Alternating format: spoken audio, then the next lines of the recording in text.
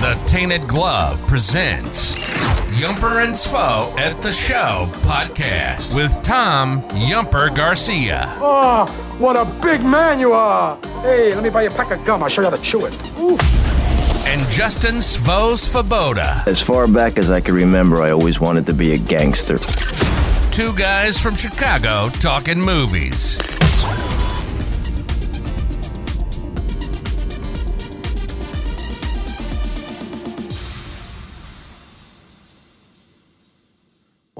Welcome, everyone, to episode 7 of Yumper and Svo at the Show, presented by Tainted Glove. I'm one of your hosts, Tom, a.k.a. Yumper, and I'm with my co-host, Justin Svoboda. What's up, Svo? Yumper, how are you today, buddy? Good. Very, very excited about our special guest today. Yeah, me too. He's been someone that I've looked up to for a long time. I've told him this story, and if it's okay, I'd like to tell it again real quick. My dad worked third shifts, and he used to come home with the Sun-Times. We were a Sun-Times family. Except for Sundays, it was a Tribune day, but he would always leave me the paper to leave Roeper's column. And then on Friday, it was Ebert's Weekend Plus stuff. So there were 3 people that I look forward to reading: Ebert, Roeper, and Rick Tellender. And I got to read those every day. And this is a big deal for me. So we do have a special guest. Yeah, this guest actually was when I was growing up as well. I used to watch Gene Siskel and Roger Ebert at the movies. And then eventually, when this person took over with Roger, really big moment for me. I also used to read him in Sun-Times as well. But let's get to our special guest then. He's a graduate of Illinois State University. He co-hosted Ebert and Roeper at the movies. He's a 3-time Emmy winner, avid White Sox fan, author of 9 books, the host of Screen Time podcast with fellow film critic Ro Khan, a critic for the Windy City Weekend on ABC 7 and Chicago Sun-Times, and film critic Roger Roeper. Great to have you, Richard Roeper. Jesus Christ. You know, that's okay, because when I first started doing the show with Roger, when people would call me that, I'd say that's fine. And then things got even more confusing, because then I did radio with Ro Khan, and he's R-O-E and R-O-E-P-E-R. I think they just hired me because they could save on letters. You know, we had the same thing. So I never mind that whatsoever, guys. Hey, a couple of things. First of all, thank you so much for the kind words. I appreciate that. And it's interesting, you know, you mentioned the Sun-Times. I've been at the Sun-Times since I was 24 years old, so more than half my life, right? And I've been doing the film critic thing for a long time. And when I first started, people would say, oh, man, you know, they'd meet me, they say, oh, man, my girlfriend's a big fan of yours. And then it'd be like, oh, you know, my mom's a big fan of yours. And now it's like, you know, my grandma's a big fan of yours. And I'm like, I don't care. I'll take it generationally, you know, as long as they're listening, watching, and reading, guys. I don't care what their ages are. Absolutely. Like at this point, I think it's safe to say that you are a Chicago icon. Mm-hmm. Definitely. Yeah, I was looking at Roger's name, and for some reason I said Roger. But don't even worry about it. No, you know, it's funny. And of course, we're all big White Sox fans, and it was good bear weather for the Sox so far this week. But it's been interesting, because for the last couple of years, guys, I was like everybody else. I had the mask on everywhere I went, you know. And I'm not saying I'm George Clooney or anything, but like when I'm walking around, you know, the Ray Sox Park today, and people are. The first time you hear people saying your name again, I figure, oh, I must know this guy. You know, hey, Roop, and I'm like, hey, and I'm like, oh, I don't know, you're just saying hello. So it's been a weird couple of years, that's for sure. But hey, listen, as far as our White Sox go, I know, you know, listen, you guys know this as well as I do. You know, we could do a whole roster of guys who are injured right now, and it would be a better team. So it's like a split squad right now. It's a long season. We're like 12% of the way through the year. I have faith that the weather's going to warm up and the Sox will warm up, and we'll be fine. Yeah, totally Absolutely. agree. Yeah, no, we're not panicking. Although I do have a small little attention to detail here. I am the only White Sox fan here besides yourself, Richard. Yumper is actually a Southside Cubs fan. Yeah, I don't buy into that. So I'm just going to continue with my belief that that's just, you know, he's just one of those guys. Well, you know, if it helps you. Yumper was a troll before we knew the term. Let's be honest, right? Well, no, I'm not a troll. I actually been to more Sox games than Cubs games. My wife's a Sox fan, so. Yeah. Well, you know, I know. Listen, I know we were going to talk about movies, but I just love talking baseball with you guys. I've never been one of those Sox fans who hates the Cubs, because I've got Cubs fans in my family, and I'm a huge baseball fan. So I'll go to Wrigley Field 3-4 times a year. I'm not going to cheer for the Cubs and be a complete hypocrite, but I'm not a heckler either. I just want to, if the Cubs are playing the Mets or the Cubs are playing the Cardinals, it's just great baseball, guys. So, and after the Sox won in 05, when the Cubs were in the World Series, I had diehard White Sox fans, friends of mine, were like, "Oh, it's going to kill me if they win." Like, we have our win. I didn't mind at all. I thought of, you see all these, 75-year-old, 80-year-old Cubs fans. I'm like, I'm going to root against them finally getting a World Series win. So it's okay, Yumper. You can stay on the podcast.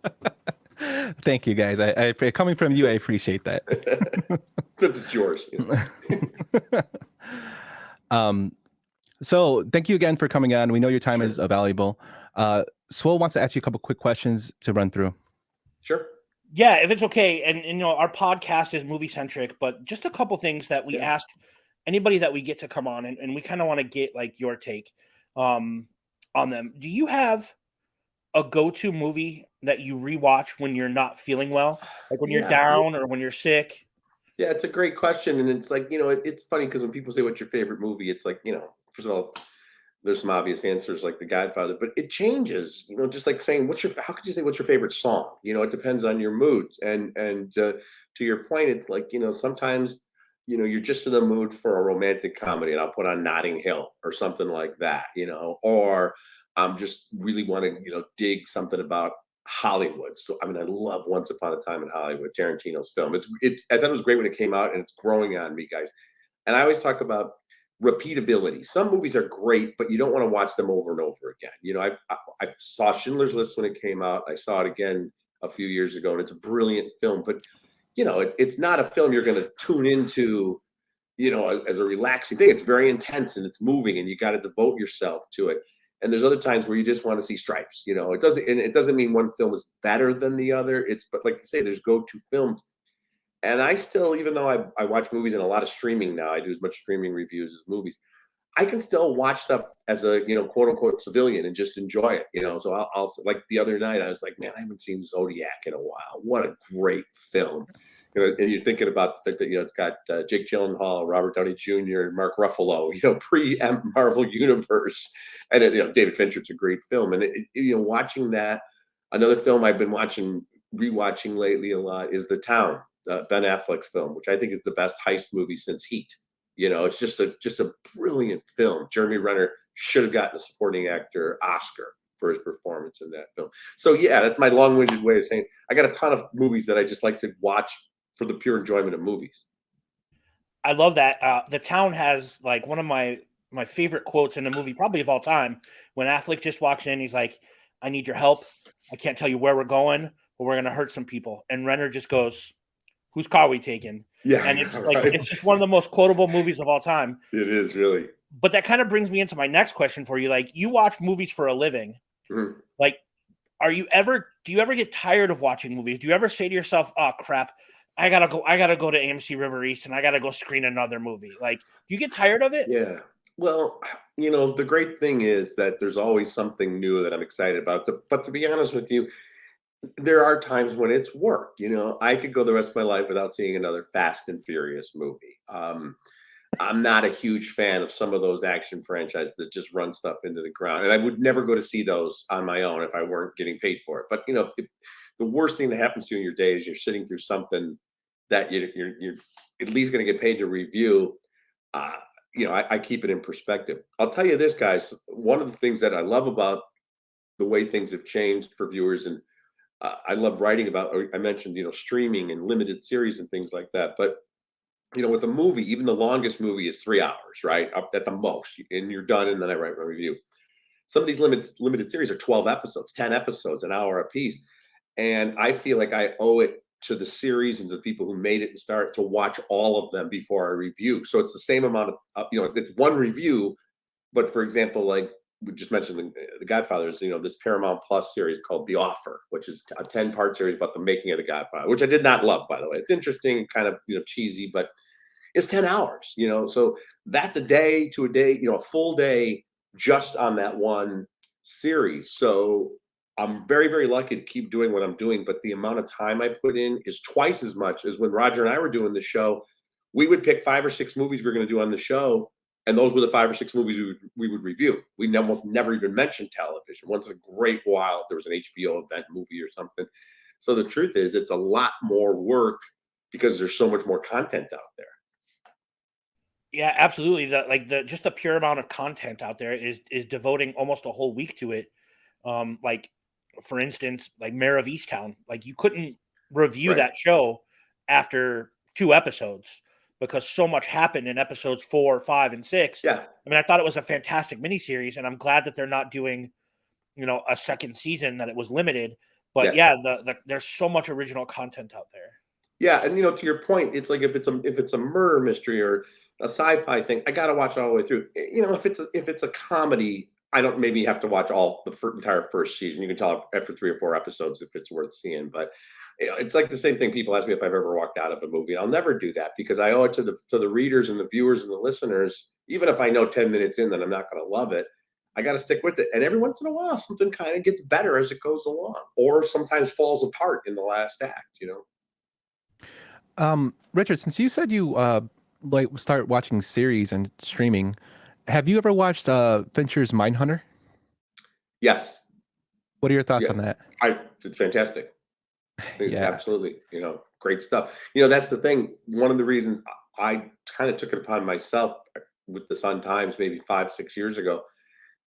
I'd done some reviews of TV, but mostly film, but I could just see it coming where you guys know this. If you're sitting around talking with your friends or you go to some, whether it's the Sox game or the Cubs game, whatever, when people are talking about what they're watching, if they're older than 21, they're usually talking more about what they're binging than what they're seeing at the movies, and I saw that coming. So the amount of stuff that's out there, and it kind of started with Sopranos and then Breaking Bad. I could just see it coming.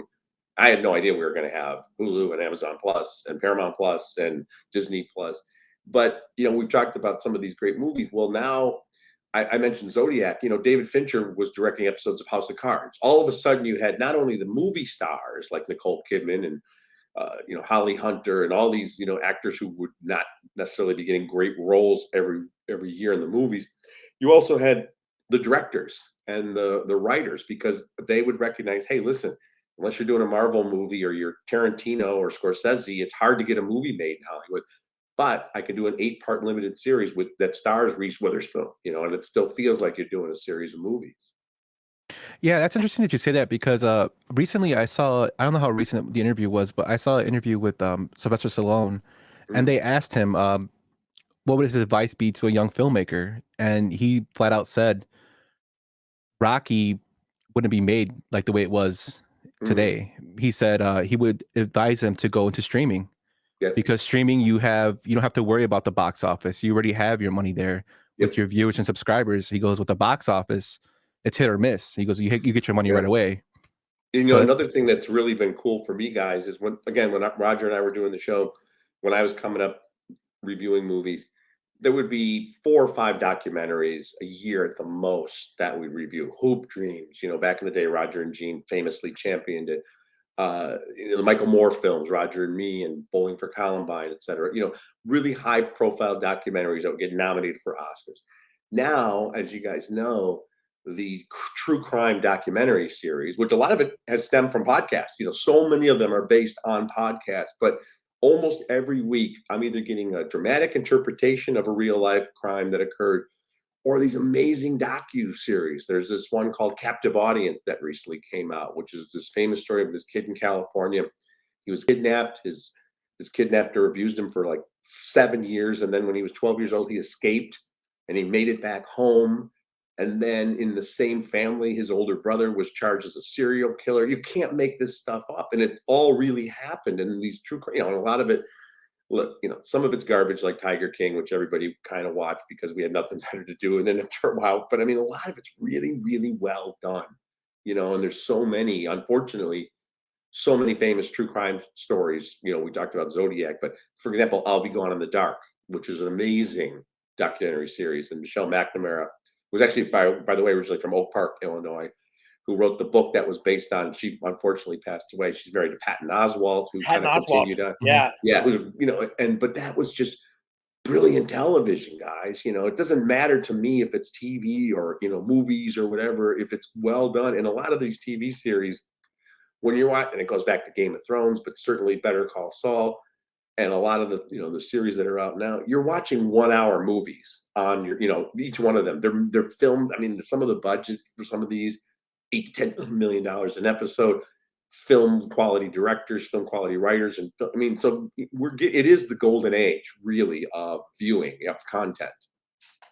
Yeah, I think for me, and we talked before we started recording, a lot of it is FOMO. For me, like if I work at Apple with a bunch of tech nerds, and I guarantee you they've already streamed the new episode of Moon Knight, so like I have to be in the loop because I don't want to miss out on anything, and I want to be able to have conversations with them, and that's kind of exactly what you're speaking to. That's a great point. And I think a lot, and listen, I can tell you as someone who has access to everything, I have to kind of tell myself that I cannot review everything, that it's physically, emotionally, time-wise impossible. And I'll tell you guys, I just give you a quick, idea of the process. I get access to things usually 2 to 3 weeks in advance. So it gives me time to process it and write the reviews, which is a great perk, but I feel bad because every week I'll hear from publicists that are championing really good shows or small movies. And I probably get about 18 titles a week. And then I pick 8 maybe that I can review. And and I'm like, the next week, I'm like, I'm just sorry. I'm like, oh, you didn't like it? I go, I just didn't have time to get to it. Or I have to think about the audience, something that I might love. I have to think, I'm writing and broadcasting to a pretty mainstream audience, Chicago Sun-Times. It's regular folks. It's guys like us and women like us. It's not a film. I'm not writing for film experts. I'm not writing for, people that are subscribing to Film Comment magazine. So I have to take that into consideration too. What's going to be of interest to my audience, So obviously it's the Marvel movies, but a lot of times, in Chicago, if something's filmed in Chicago, then I know my Sun-Times readers are going to be more interested, or set in Chicago. So, there's a lot, when people say you watch movies for a living, it's absolutely true. It's about 15% of the gig. The rest is all this planning and processing, researching, and then writing the reviews. So you mentioned, of course, the great Roger Ebert and great Gene Siskel. And Gene, I knew at least as well as I knew Roger. Roger, I became super close, obviously, after we did the show. But Gene Siskel said this, guys, he said this 30 years ago, and it rings true even more so today. People would say, I want to be a film critic. And he would say, you need 2 things to become a film critic. You have to have an opinion about movies, and you have to find someone who will pay you for it. and he was always like, and good luck with part 2, because part 1, everybody's a critic, Yeah, you're not wrong. So you grew up on the south side of the city, right? I grew up in Dalton, actually. I mean, I was born in the south side of Chicago, but moved to Dalton when I was 6 years old with the family, What was your go-to movie theater growing up as a kid that you enjoyed, like seeing? And that's a great question, because I talked to people from that area. It was the River Oaks Theater in Calumet City, Illinois, guys. The River Oaks was it was the River Oaks Mall, which was the classic outdoor mall in the 70s, right? And there was the River Oaks 1, which was a state-of-the-art showcase theater, and then River Oaks 2 and 3. I mean, River Oaks 1 was like, the South Suburbs version of the Music Box Theater. I mean, it was a beautiful place.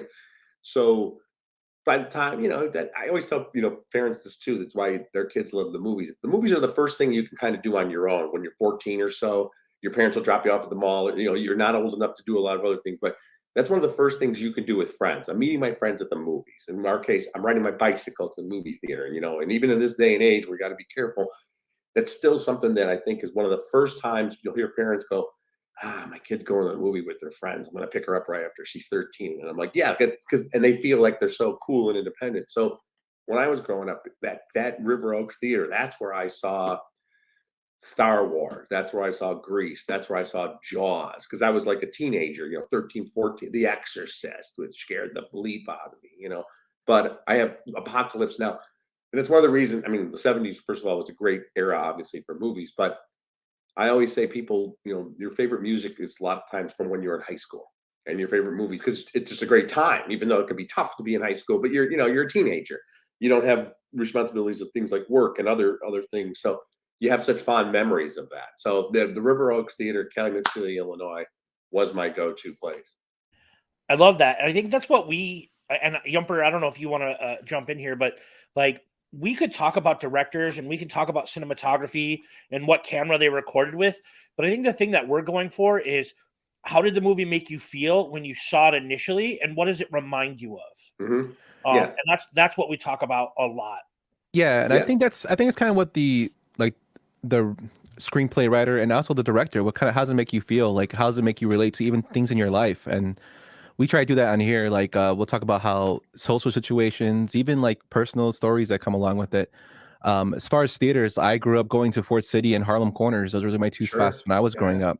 And I totally agree with you with going to the movies by yourself. I thought we thought we were badasses, and we're adults now. We're gonna go to the movies. Oh yeah, So, absolutely. And to go back with you guys, we're talking about the length of movies and stuff. And I'll quote Roger Ebert again, and he always would say, no good movie can be too long, and no bad movie can be too short. And it's so true because the truth is, again, I don't want to pick on Fast and Furious, but even the case with a lot of the Marvel movies, guys, and the Judd Apatow comedies, and I love Judd, they all could benefit from 20 minutes of cutting. I mean, the comedies that are 2 hours and 15 minutes, and I'm like, well, Annie Hall was 90 minutes. The Marx Brothers could figure it out in 85 minutes. To me, a lot of times there's this padding, is what we don't need in some of these bloat. But it's like if you see something great, talked about Once Upon a Time in Hollywood, or the Godfather movie, that's not 3 hours. That's a Sox game. That's a Cubs game. I mean, so to me, a great movie. I don't care if it's got a 3 hour running time. If it's worth, they're not just. The problem is a lot of times now they don't want to leave stuff on the cutting room floor because they spend so much money filming it. Oh, I filmed this big action sequence for Mission Impossible 12. We can't leave it on it cost us $20 million. Let's put it in the movie. I did not want the Batman to end. See, like there you go. Like Matt Reeves and Robert Pattinson, it was the perfect Batman movie for me. So I get what you're saying. Like, I absolutely get what you're saying. I think that might bring us into what we've been watching. Yumper? So, just doing a little prep work for this week, I rewatched one of my favorite movies, which is 1995's Heat with Al Pacino and Robert De Niro. Like you said, great heist movie. We get into it a little bit later on. What about you, Swell? I went to the theater with my wife, who's a pastor, to see Father Stew. So that was going to see religious movies with my wife is an experience because she always comments on the set decoration and what like stoles they're wearing. There was a scene early in Father Stew when he visits this church that he wants to join early, and it was during the Easter holiday, and the pastor was wearing green.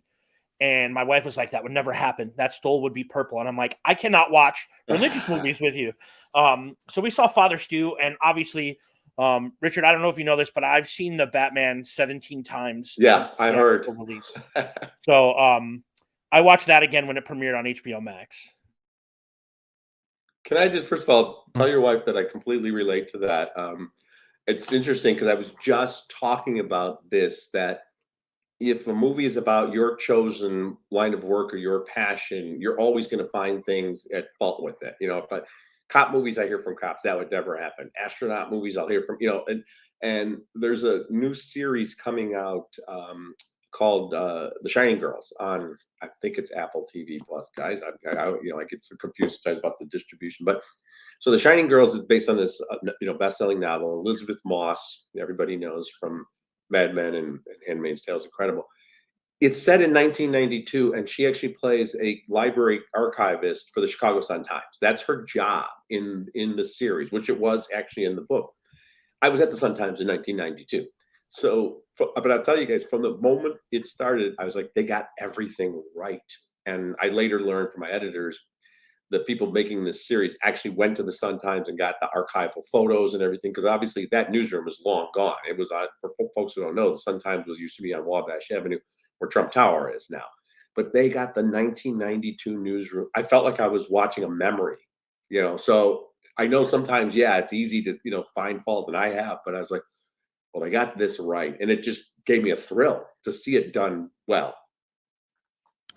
Yeah, it amazes me how they do the attention to detail sometimes. I've seen like old movies where they'll show Chicago, and like if I was watching my dad, he'd be like, "Oh, I remember that spot," or he'll tell me, and then it goes into a whole nother story about that area. So just the attention to detail is amazing how they do. I just I'll drop into. I just recently did a panel discussion with a lot of the people who made 1883, which is the prequel to Yellowstone, and like the costume people and production design people, and they talked about how in this day and age you have to be even more diligent because there's always somebody on Twitter or somewhere else on social media who's going to go, I'm an expert in 1865 Texas, and you didn't, that flag wasn't right. So, like there's people waiting in the weeds, whereas in the past, 20 years ago, there was still attention to detail, but I don't think as much, and now you really got to get everything right. If you have a 1964 song playing in a series that's set in 1962, people will rip you for it, and I'm like, geez, I always remind people too, it is a movie or it is a TV show. There's got to be some poetic license there as well, There's a line early on in Howard Stern's Private Parts where he goes, "Come on, guys, it's a movie. You have to suspend the ability of disbelief for just a minute." I love that, and I think that's fitting for everything, right? Like it's a movie. You're watching it in a movie theater, but yeah, that's awesome. They always, whenever there's a biopic now, they'll say what was true in the movie and what really happened in the life of Lincoln or whatever. And again, same thing. I'm like, you're taking 20 years in someone's life and you're distilling it to 2 hours and 20 minutes. There might be some composite characters. There might be, some things that aren't exactly accurate.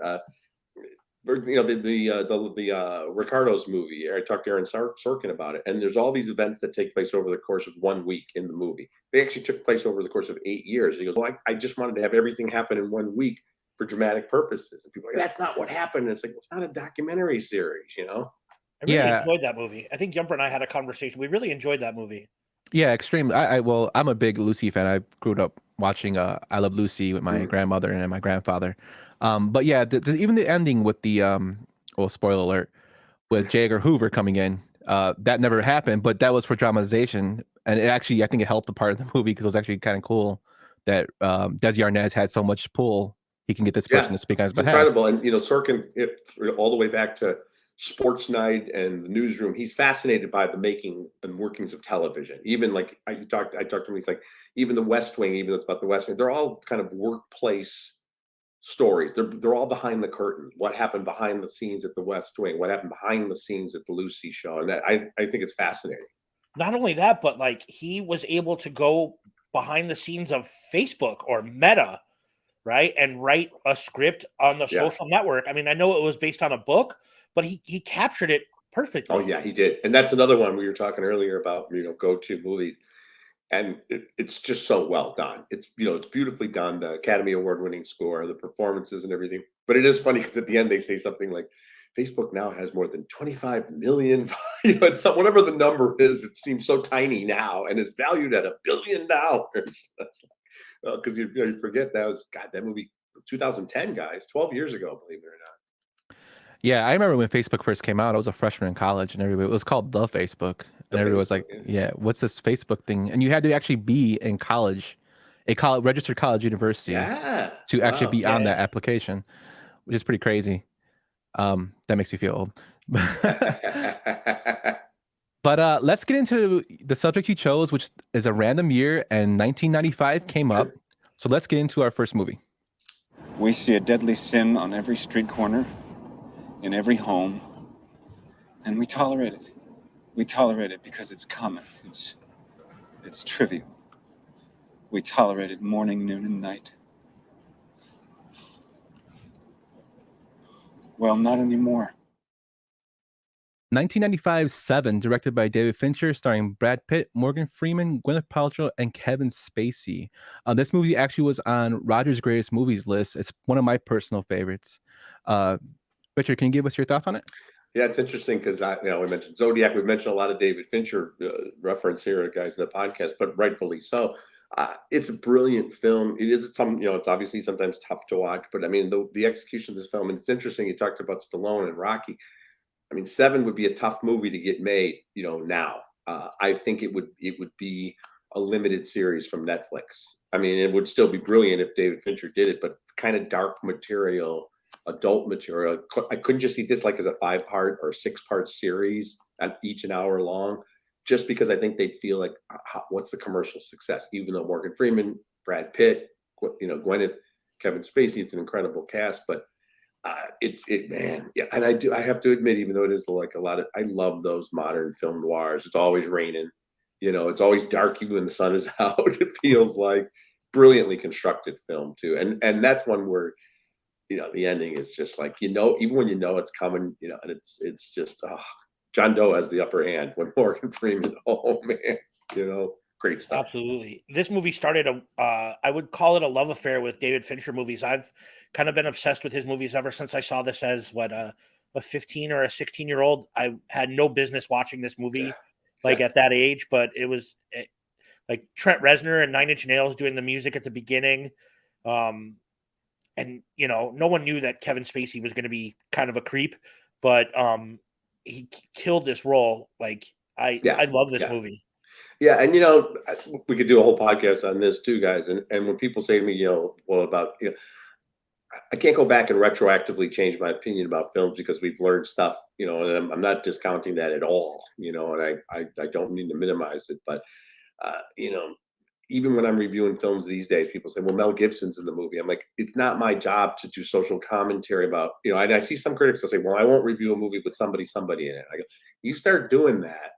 What if you find out the cinematographer on that film has some problems? What if you find out that one of the producers' money came from, it's got to be separating the artist from the art. And in this case, like Kevin Spacey's work, and it's horrific what he's been accused of doing, and he's paid for it. It doesn't negate the quality of work that he turned in, during his career as an actor. Yeah, I totally agree with you. My previous career before, I'm in tech now, but I used to work in a criminal justice system, and my job was to advocate for inmates. I was their go-between. So people always ask, like, how can you do that with certain, and I have people, they're juveniles, but some of them did horrible things. How can you deal with them? And I'm like, when it comes down to it, it's my job, and two, they're human beings, and you have to do what you have to do. You have to take that feeling of, I don't like what they did, but I also have a job and a duty to them as a human being. Absolutely. And that's I can go into any job. So taking personal feelings, I can totally understand, especially when you're reviewing somebody's work. This movie, to me, is one of my favorites. I do love the fact of noir. I love the fact that it's always raining, and I do like the attention to detail that Fincher puts in, especially when they read John Doe's notebooks. Those are actually handwritten by, I believe, his crew. Which I think is ridiculous. Like, incredible. There were so many of them, and I was reading that they ran out of money for an intro. The original intro was supposed to have Morgan Freeman driving away from a house he bought. Well, Fincher figured, since they didn't have money for it, why don't we just do one of them writing the notebooks to make it seem like John Doe is writing the notebooks, and that's how the beginning came out, the intro to the Nine Inch Nails song Inside, which I thought was pretty crazy. Yeah, it's this movie is like one of my favorites. Brilliant film. Mm-hmm. Let's get on to the next one. What are you doing? What do you mean, forget the money? What am I doing? I'm talking to an empty telephone. I don't understand. Because there was a dead man on the other end of this fucking line. 1995's Heat, directed by Michael Mann, starring Al Pacino, Robert De Niro, and Val Kilmer. This movie has an 88% fresh rating on Rotten Tomatoes and an average score of 7.9. Richard, you said earlier that this is a great heist movie. Let us know why. Yeah, I mean, first of all, the famous, extended sequence, which you need to think about 1995 too, guys. I mean, that's all practical effects pretty much, and choreographed stunt work of downtown Los Angeles, which is incredible. But like a lot of great movies, we talk about, you mentioned, Stallone and Rocky, and you got to care about the characters and be invested in them before you get to, in Heat, it's the big heist, and Rocky, it's the big fight. I always tell people Rocky's got about 14 minutes of boxing in an hour and a half movie. It's all the other stuff. And here, the brilliance of this film with Michael Mann is that it took the time to bring us into the equally troubled worlds of the cop, Al Pacino, and the thief, Robert De Niro. Both guys who, they have that famous scene in the coffee shop, but it's like they're both, brilliant at what they do, but have sacrificed almost everything. And then you got Kilmer and the rest of the supporting cast. And so the way it just builds up is just expertly done. And, even like, there's so many moments, like just the moment when, the feds are all waiting for Val Kilmer to come by, and Ashley Judd just gives them that little, don't come, move, don't stop, just her hand. And it's like brilliant acting, and all the small parts, you're like, hey, Kazaria's over here, and all these different actors, Tom Sizemore. It's just, and I just love the way that it just builds to that climactic scene, but then there's war after that. That's not the end of it yet. But that I could watch that scene with that perfect soundtrack, and that's why I mentioned The Town, because it's obvious that Ben Affleck's a huge fan of Heat. Everybody, was going to make the kind of movies. And but The Town, that Fenway Park heist is the closest thing we've had in 25 years, 35 years to match Heat. I'm gonna slightly and respectfully disagree with you here. The opening scene of The Dark Knight, the bank robbery scene with the Joker, is going to be the closest thing that, in my opinion. No, I'm just busting chops. I would actually say I wouldn't say I stand corrected, but I would say tie. I honestly I hadn't thought about that. And again, no, you're right. I mean, that was so. I love Christopher Nolan, everything he's done. But Nolan has said that bank robbery scene at the beginning was basically lifted from Heat.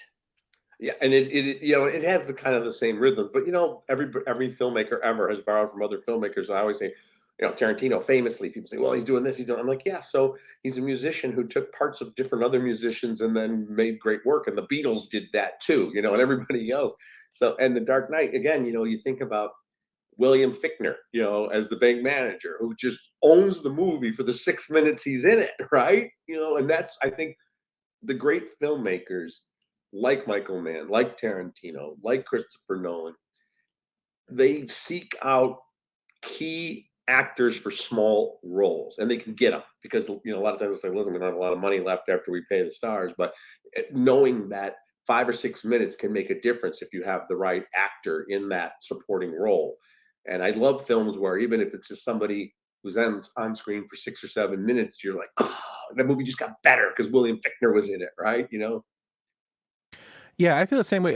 John Voight's character in here, he plays a small role as Nate, but like, just adding him in there. I mean, this movie is full of stars. It's the first time that Al Pacino and Robert De Niro actually interacted on screen. We're in the same scene together. I know they were waiting for that for a long time.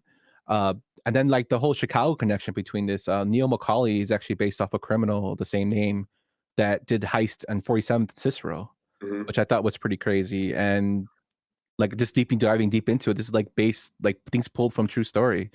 Where well, and to that point, guys, I'm sure what Michael Mann's first major theatrical film was Thief, 1981 with James Caan, which again, not only set in Chicago and filmed in Chicago, but based on some true life thieves. In fact, there were some real life safecrackers on set and wise guys helping out. And that's another film.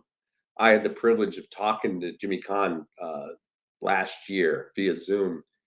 And and I had actually, because I knew him a little bit, but I know his management. And I said, I know everybody always wants to talk about The Godfather and all these other great roles. When I go, I want to talk to him. It was I don't know, I guess the 40th anniversary of Thief, I want to say. Yeah, 40th anniversary of Thief.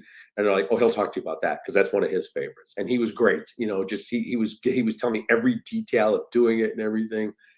So Michael Mann, again, just brilliant. And just to segue for a second, talk about limited series. Tokyo Vice, which is an HBO series, which is based on a real life book about an American reporter who goes to Tokyo and infiltrates the Yakuza. First 2 episodes were directed by Michael Mann, and he's the executive producer. So when I'm watching it, those first 2 episodes, I just got a 2-hour Michael Mann movie on HBO. Yeah, let's move on to our next one. Riddle me this, riddle me that. Who's afraid of the big black bat? This one's for Svo. Batman Forever, directed by Joel Schumacher, starring Val Kilmer, Tommy Lee Jones, Jim Carrey, Nicole Kidman, and Chris O'Donnell. This movie was a box office hit in the summer. It had a budget of $100 million and made $336 million at the box office. Svo, tell me why you like Batman Forever. To me, this is, before the Nolan trilogy came out, this is the most underrated Batman movie. I thought Val Kilmer was a great Batman. I know Tommy Lee Jones and Jim Carrey hated each other on the set of this movie, but Joel Schumacher made this brighter and more vibrant than the previous 2, Batman and Batman Returns. We finally got Robin on the big screen, and the soundtrack is absolutely top-notch, fantastic. It's not a great Batman movie, but it's a fun Batman movie, if that makes sense. I love it. Also, that Batman poster is my favorite Batman poster out of all the theatrical Batman movies. I can't say I share your love for it, although I have a fondness for it, and I agree. I mean, and you can tell by the poster, Joel Schumacher was a guy. Joel Schumacher came up. He was a window dresser, literally, and he always had an eye for eye-popping colors. He did a movie called Flatliners, here in Chicago, that one of Julia Roberts' first movies, and it was a great-looking film. Batman Forever, it's kind of the bridge between the campiness of the TV show and the darkness that was going to come literally later. So for that, I was not a huge fan of these Batman movies where they had the huge star cameos. The Riddler, Jim Carrey's brilliant, but it's Dick Gorshon. I mean, it's kind of that level. Tommy Lee Jones. It's a good cast. It's fun though. You're right. I mean, it's harmless. I mean, sometimes people get so vicious about some of those Batman movies. I don't love it, but I definitely can understand why you do, and I have nothing but fond feelings for it. It's a different way of doing it. Absolutely. To me, it was like, an hour and 50 minutes or however long it was that I didn't think about anything else other than a Batman movie. Right? That's it. That's all it is. Yeah. And the thing is, guys, too, to put this in perspective, you go back to the Michael Keaton Batman and everything. We had Superman in the mid 70s, the great Christopher Reeve Superman, which was really brilliantly done. But then we were kind of in a period where none of the stuff we're seeing now would have happened if not for the commercial success of these Batman movies. And all of a sudden, the studios were like, wait a minute. I mean, some of these studios, do we have the rights to Spider-Man? Who's Iron Man? I mean, people don't remember, or don't realize how tenuous that was. So the fact that they could take these brilliant, iconic comic book characters and make them the focal point of a huge blockbuster movie opened a lot of doors for a lot of other great superhero films. Yeah, I totally agree with you on that. And that's one of the reasons why they kind of transitioned from Burton to Joel, because they thought they loved Batman Returns and made good money, but they figured that it was too dark. And I think even the McDonald's promotion got pulled. I remember when they had them at like the McDonald's toys, those got pulled because they're considered too dark for kids. So they went with this. That penguin, that is not a penguin for kids. Danny DeVito's eating fish and stuff, right? I actually have them in the other room, Yump. Like, I had them too. I had them. I don't know what my mom did with them. She probably sold them at a garage sale. But yeah, but I mean, this movie, same with you. I mean, I totally agree with you guys. I didn't hate it. I didn't love it. It was just something for me to be entertained as a kid to watch it. It's better than Batman and Robin. That's all I'm going to say. Yeah. Okay, let's go on to our next one. If you don't have my money for me, I'll crack your fucking head wide open in front of everybody in the bank. And just about the time that I'm coming out of jail, hopefully, you'll be coming out of your coma. And guess what? I'll split your fucking head open again. Yeah, just heads up, Roger. I don't show these clips with Swole, so I just randomly put him in to see his reaction. So your reaction made me laugh there. 1995's Casino, directed by Martin Scorsese, starring Robert De Niro, Joe Pesci, Sharon Stone, and James Woods. This movie is probably one of my favorites from Scorsese. What do you think, Richard? Yeah, it's a great film. Another film that I love rewatching. I will say this, because it is a brilliant film. I do put that poster among the worst modern movie posters of all time, where Pesci's holding the dice, De Niro's over here, and I don't know, Sharon Stone looks like she's in a movie about E.T. She's looking up. I mean, I'm like, really? That's what you, because it's such a beautiful film. I mean, it just, and again, based on a true story, and they take liberties with it, but I love it. And I'm a big fan of, gambling movies. I love to play poker. I've been to Vegas a million times. I love the history. Bugsy's a great film that might be even a little underrated or overlooked, guys, from, with Warren Beatty, one of his best performances. But Casino too. I mean, it just, every scene in there is just so beautifully done. Everybody always talks about Goodfellas, and I love Goodfellas. I put Casino on the same level. I think it's that strong. It's funny you say that, because we've had talks with people who say that Casino is actually better than Goodfellas. I like Goodfellas a little better, but I totally get your feelings about Casino. We actually have a mutual friend who's actually the nephew of Frank Rosenthal that we're going to have come on and talk more in depth about Casino, tell some stories about his uncle. But yeah, just the whole look. I actually went to Vegas for the first time this year, and one of our friends who actually is on our mothership podcast, Tainted, Kevin, he actually showed me around spots, this is where the Golden Steer. This is where this was filmed, and I'm like, Atomic Liquors. Yeah, Atomic Liquors. We went and ate in that Really cool. Atomic Liquors. So, yeah, just Pesci to me is one of Pesci's best roles to me, because Pesci's the best when he can ad lib. Also, I remember seeing this as a kid and thinking, Jesus, they swear a ton in this movie. It's basically like the perfect combination of like organized crime, mafia, gambling. It's a perfect movie. It's beautifully shot. The soundtrack is fantastic. The Rolling Stones, the Moody Blues. Shout out Moody Blues, my dad's favorite band. I'm named after their lead singer. That's amazing. That's really cool. Yeah. Justin Hayward. I'm Justin Edward. So oh wow. I love the Moody Blues. I love the Moody Blues. That's awesome. My dad will be listening to this tomorrow when it comes out, so he'll be all right, Dad. I got you. Yeah, Moody Blues forever, man. It's a perfect movie. It's Martin Scorsese's best movie. I want to say Goodfellas is better, but this movie's perfectly made. I don't disagree. I mean, it's great to have films at that level. I mean, with Scorsese, you could make an argument for 10 of his movies being his best movie. Any of them. So we know that your time is limited. Do you have time for one more, or do you guys? Yeah, let's do one more. Let's do one more. Absolutely. Cool. Oh, this is the perfect ending. Like I think this is perfect. You got more natural talent when you dance than anybody I've ever seen. Look, I've seen a lot of dancers. I studied in New York. Alvin Ailey. You burn when you dance.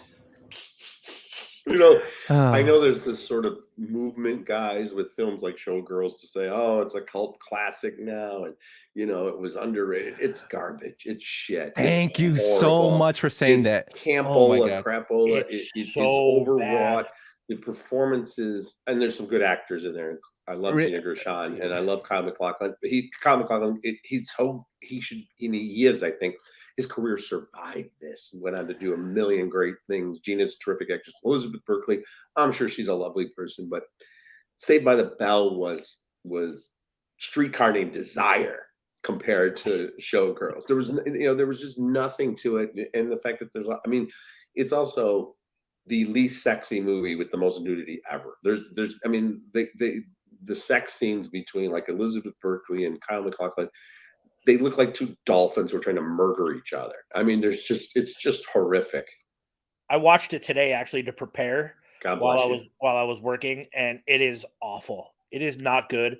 And Paul Verhoeven is responsible for some movies that I love. Yep. Like Starship Troopers is the opposite of this. Yep. It's a terrible movie, but it's a fun movie. RoboCop is fantastic, like fun to watch. This is not good. It has no redeeming qualities whatsoever. I'll quote Roger one more time, guys, who told me years ago, it takes to make a truly terrible movie, you have to have some really talented people to make a really memorable bomb, because there's a lot of crap. There's a lot of middle of the road junk, and it's just it was never gonna be good. There was no ambition to make it good. It's just a formulaic piece of action nonsense or whatever. But when a bunch of really talented people get together and try to do something special and it fails much more spectacularly than just a middle of the road mediocre film. Showgirls would be an example of that.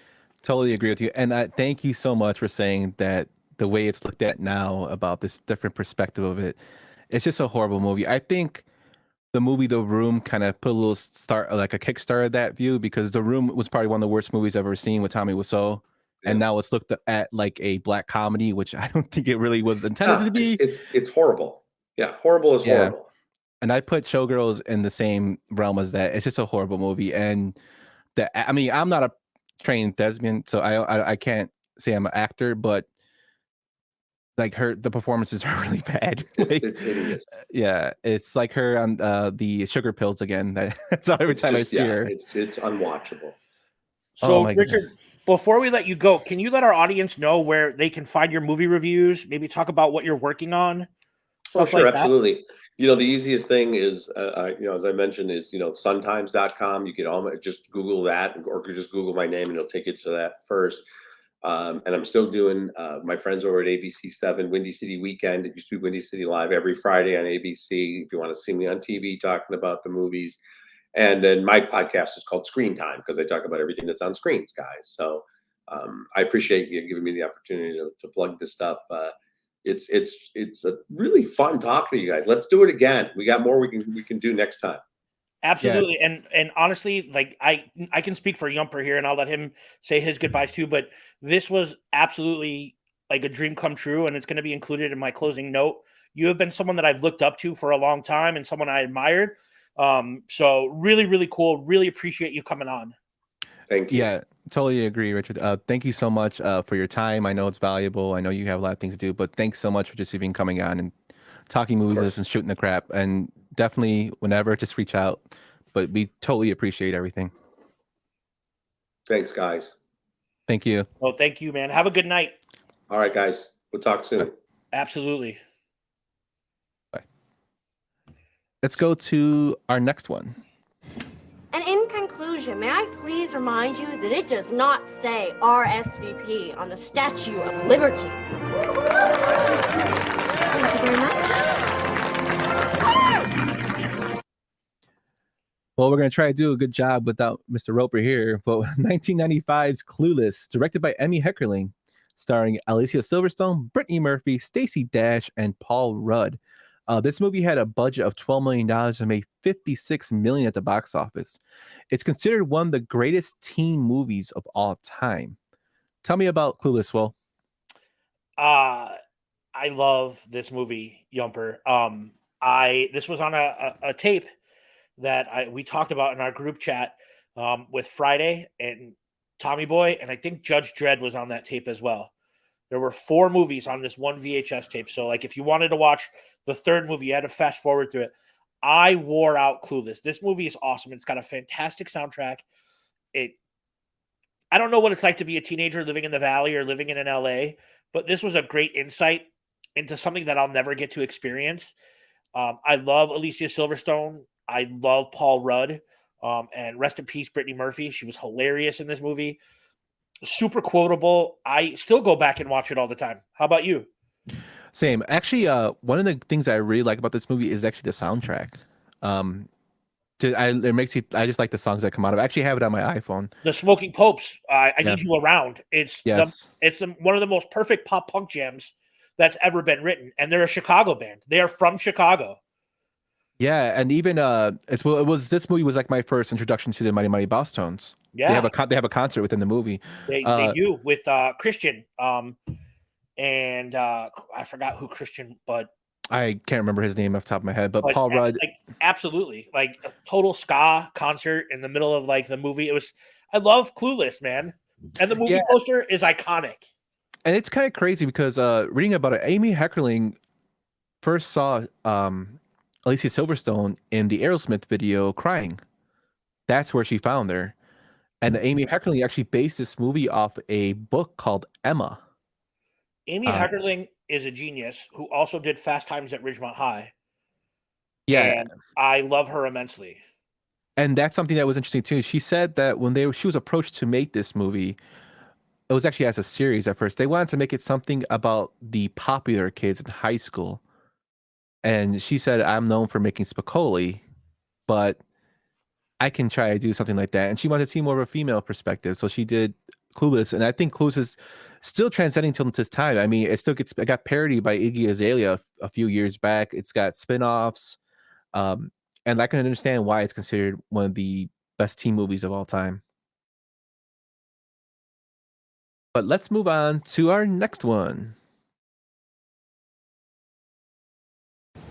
You know, it's easier to pull the trigger than play guitar.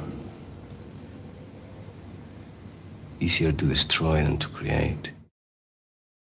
1995's Desperado, directed by Robert Rodriguez, starring Antonio Banderas, Salma Hayek, Danny Trejo, Steve Buscemi, and Cheech Marin. This movie had a budget of $7 million with a box office of $58 million. This movie is probably one of my favorites from Robert Rodriguez. I do like El Mariachi, which this movie is a kind of like a follow-up story to. For those who don't know, El Mariachi was made, I think, with $7,000 in Mexico with Robert Rodriguez, and that movie that kind of like launched him into superstardom. And this is his big Hollywood movie he made. I Love the action. It doesn't really have a great story as El Mariachi does, but just the action, the music in it, Steve Buscemi, the little cameos, Danny Trejo in those speaking role, like stuff like that, and of course the lovely Salma Hayek. It's one of my go-to action films. I also love this movie. It was my introduction. I don't want to pretend that I saw El Mariachi before I saw Desperado. Like, I'm not one of those hipster guys. Oh yeah, well I saw it when it was this. This was a movie that like I bought on VHS when it first came out, and I took it with me to like when I had to go visit my mom in the summer, and I must have watched it 100 times. And I'll never forget like Steve Buscemi ordering the beer at the beginning of the movie. What kind of beer did he order, Yumper? Oh my god. What did he say? Piss warm Chongo. Oh, that's Chongo, my brand. Chong. Yeah. Oh, that's my brand. Yeah, the part of that makes me think of that too is when the girl is complaining to him. That's actually Robert Rodriguez's sister. Yeah. And she's like, and your beer tastes like piss. And they both go, we know because we piss in it. Like, so, to me, it's like a fun action movie. I love that Tito La Riva is in it. He's actually the guy who's with Chicho Marin at the bar. He's in a lot of Robert Rodriguez movies. He's the guitar. He's actually in a band called Tito and Tarantula, and they do a song, Back to the House, that Love built, and the ending credits. But he's in Dusk Till Dawn. He's with the band there. He's actually in a movie with Chicho Marin called Born in East LA. He's his friend Chris in the beginning of the movie. But yeah, he's the guy that calls and says, give me cerveza, that Paul Rodriguez thinks Jesus is talking to him. Yeah. It's him on the phone. But yeah, I love him. I actually like his music. Check out Tito and Tarantula. I found it crazy that Raul Julia actually was considered for Bucho, but he was too sick to take the role. And then if Antonio Banderas turned down this role, they're actually going to go with John Leguizamo as El Mariachi. I don't think that would have worked out too well. It wouldn't have been the same. Yeah, even though I like John Leguizamo. I do too.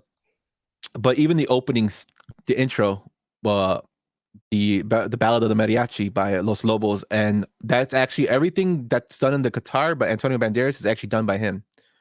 And he's sang, although it's not his voice coming through, but he sang, which I thought was amazing.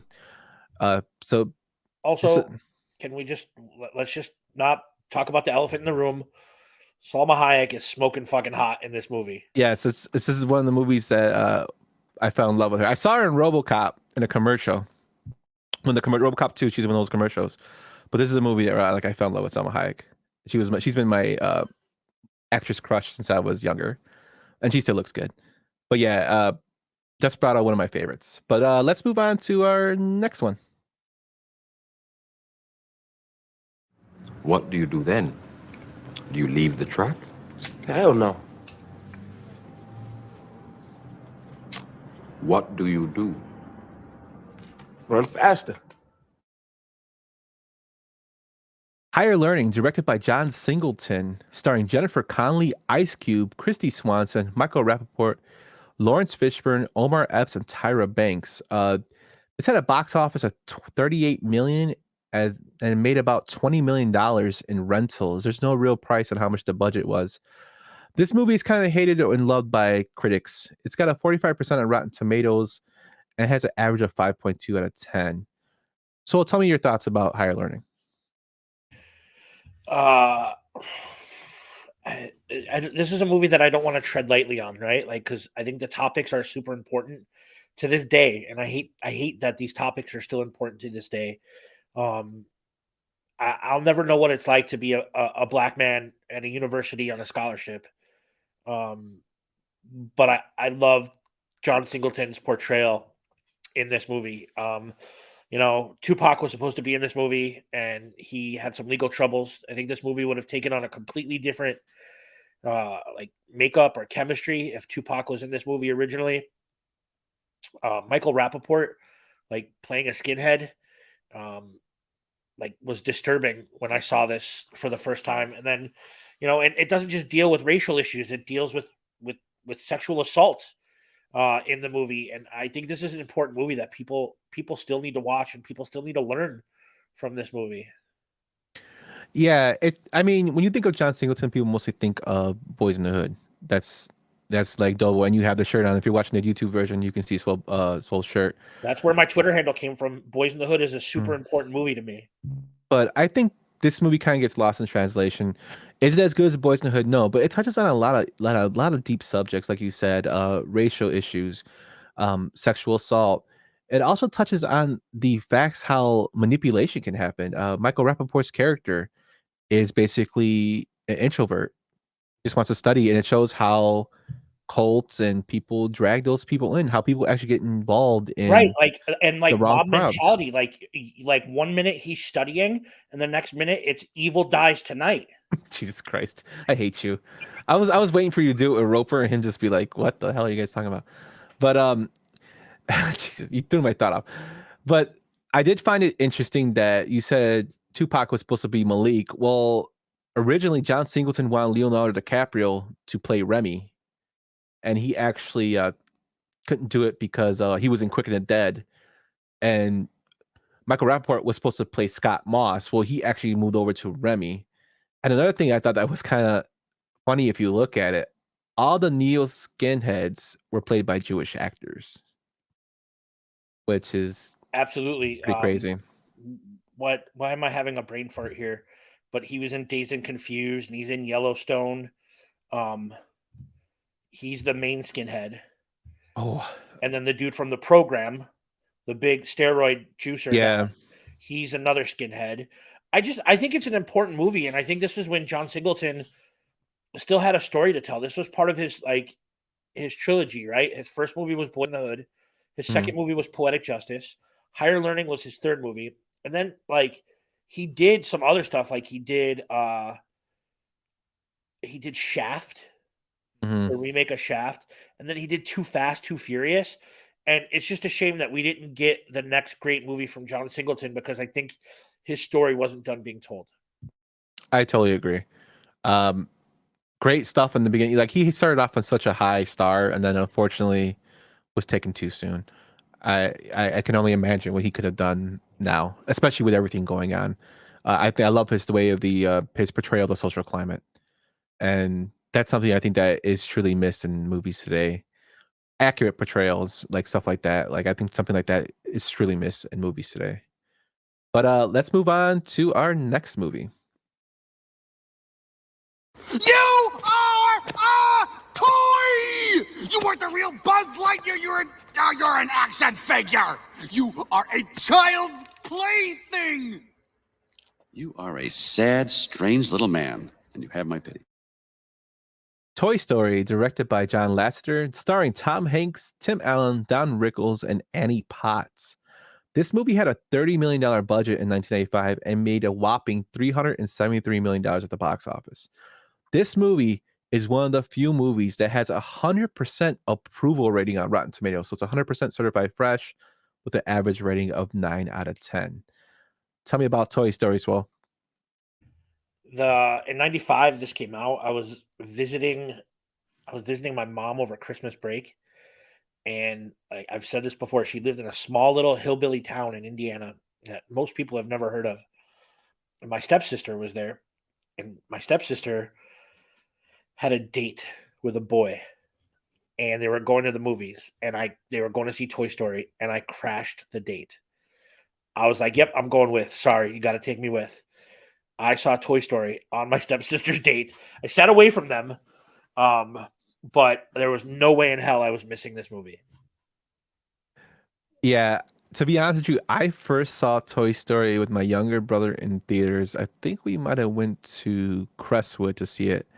And then my buddy had a bootleg of Toy Story on VHS. And by bootleg, I mean somebody actually went into the theater with a camcorder and recorded it. So it was the shittiest bootleg, but me and my brother watched the shit out of it because I thought it was hilarious. Like there's a lot of even though Toy Story, I was 10 when it came out, so I wasn't super young, but there's a lot of humor for teenagers in there. And to me, it was awesome. This movie spawned 3 sequels. I mean, the Toy Story franchise is, iconic in terms of the first anime movies like Pixar. And I found it really interesting that John Lasseter, who directed this movie, originally pitched to have the Brave Little Toaster as a fully computer animated movie. But Yeah. that was rejected by Disney, and he was actually fired. And then he went to go work for Lucasfilm and became a founding member of Pixar.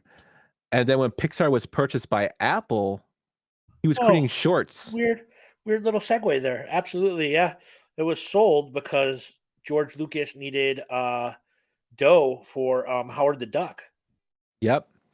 And then after he produced a film called Tintoy, of course, that people have seen, just referencing like his love for tin toys. It won an Academy Award, and then who came a calling? Disney came a calling to try to pull him away.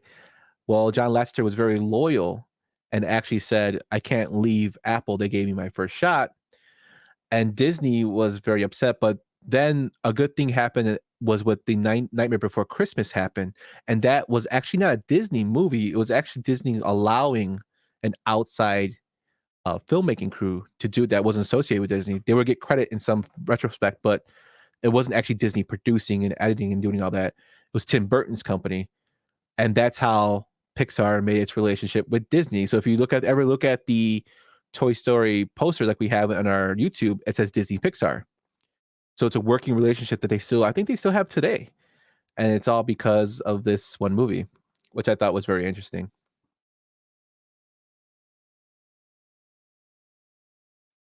I love Toy Story. I love the sequels. I enjoyed the heck out of all of them, and I think they made a whole park like in Disney just for Toy Story characters. I think every kid like wants to pretend that their toys come alive.